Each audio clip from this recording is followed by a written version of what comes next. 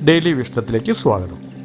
ഇന്നത്തെ daily wisdom ഇതാണ്: ഓരോ നിമിഷവും ശരിയായതോ തെറ്റായതോ ആയ തീരുമാനമെടുക്കാനുള്ള കഴിവ് നമുക്കുണ്ട്.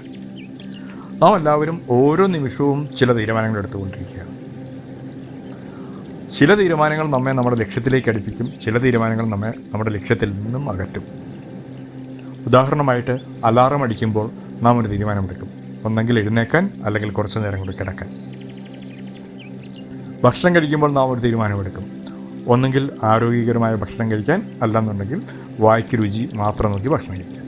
ഇതുപോലെ ഓരോ നിമിഷവും നാം ശരിയുടെയും തെറ്റിൻ്റെയും ലോകത്താണ് ജീവിക്കുന്നത്.